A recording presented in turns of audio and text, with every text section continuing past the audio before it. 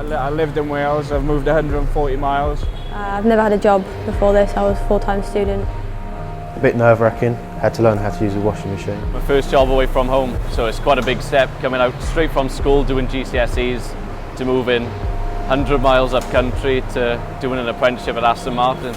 Lonely, it's very lonely. I lived on my own in a bed sit, but now my girlfriend's moved up and building a life for myself is a lot better. A few times I've read in different magazines and such, people say health and safety gone mad. You can't really go mad on health and safety, it's there for a reason.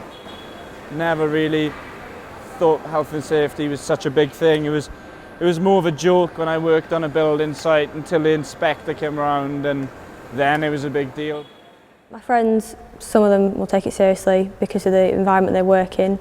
However, other friends will see it as a bit of a joke. Beth Cook, product development. It's mostly mechanical. It could be changing an engine or changing gearboxes or solving knocks and different noises in the cars. The trim involves all the interior aspects, so from seats to the windscreen pillars to the dashboards. Typical tools, we would use scalpels, special scissors designed for cutting leather, animal bone, just so they don't mark the materials.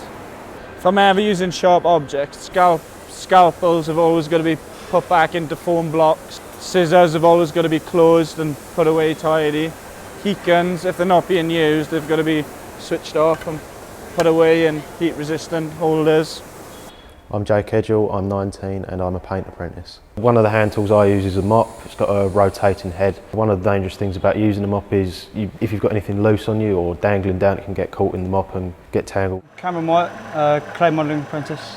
A designer will give you a drawing, and then what my job is I have to then translate that drawing into a 3D form on clay, and then that's also then linked with engineering.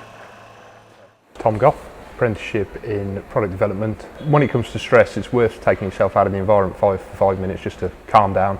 Posters are probably the best form of getting the message across, as they're always there in the background and subconsciously you are taking in the information on them. The main thing I've learned is the fact that you have to really take risk into account. We have a lot of hazards here, but the risk is very, very low of anything happening because we've sorted it all out. When we had our introduction to Aston Martin, they drilled in health and safety so much that it's kind of like a second nature to me now. Rather than it's there now and again, you kind of always consider health and safety as a big part of work. As long as you just keep the same process and do that same process over and over and over, and it gets drilled in your head, you'll keep up with that and you won't have stress at all. With design, obviously we use a lot of computers, so we're always cautious and everything about how back problems can affect you. So we tend to try and take 10-15 minute breaks every so often. If I had any doubts about the tools or equipment I was using, I would go straight to my lead tech and just notify him that I don't think that the tool is suitable for the work I'm going to be carrying out. Don't get influenced by older people neglecting health and safety. Always think about it, it's important. But I'd say I'm also now more confident about speaking up about it. And I've gained the confidence and the knowledge to speak up if I see something that isn't right or is potentially dangerous. Speak up and tell them, because at the end of the day it's your life on the line.